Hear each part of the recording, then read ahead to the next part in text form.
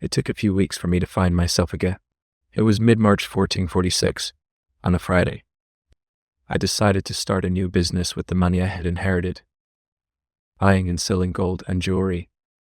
I had always been interested in precious stones, diamonds, rubies, emeralds, tourmalines, and garnets.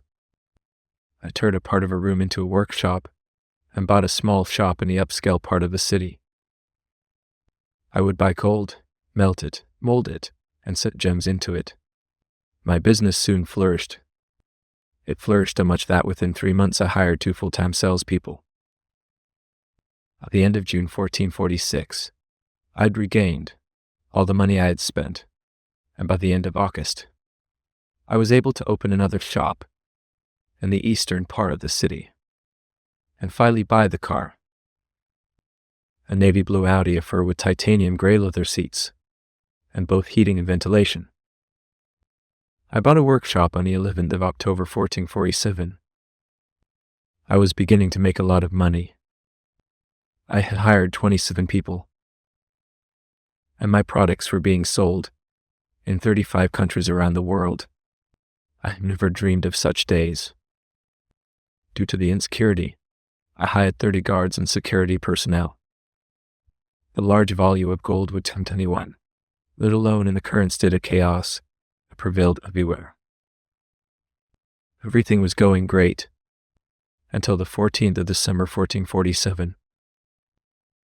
I was working on the second floor of my workshop, which was a 2-story building with 11 halls and rooms.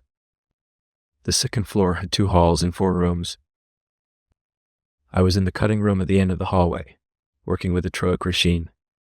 It was around 6-7 p.m. I was preparing a ruby necklace for a Kuwaiti aristocrat's order.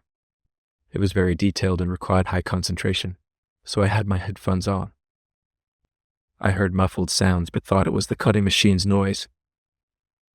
Suddenly, someone yanked my shoulder back forcefully. It was Maya, the assistant in the cutting section, a cheerful and eager to learn 25-26-year-old girl. But now her face was pale like chalk.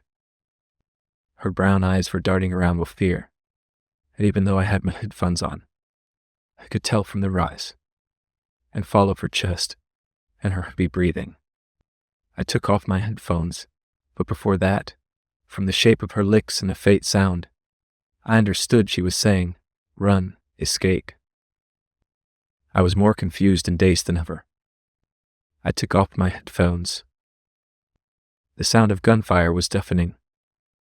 I quickly left the row. Everyone was running. I went down the stairs. Maya was ahead of me. Suddenly, she turned back and bumped into me. Her body was limp. I caught her, and her weight fell entirely on my arms. Blood gushed out of her body like a fountain. A few others had already fallen to the ground a bit further ahead. A young man, around 18 or 19, was approaching us with a machine gun. I looked over. Maya started running up the stairs. Suddenly, I felt like someone had hit me several times with a hammer from behind. I fell face first onto the stairs. My breaths became heavy and slow. I felt thirsty. I couldn't move. Someone kicked me over. I couldn't see clearly, but it seemed like a few people were heading upstairs. I heard a faint voice shout, "Guys, the gold is here." My eyes grew heavier and heavier. I felt cold. My throat was dry. I thought I was dying. For the second time. The last thing I thought about was Nan. I hoped they would take care of him.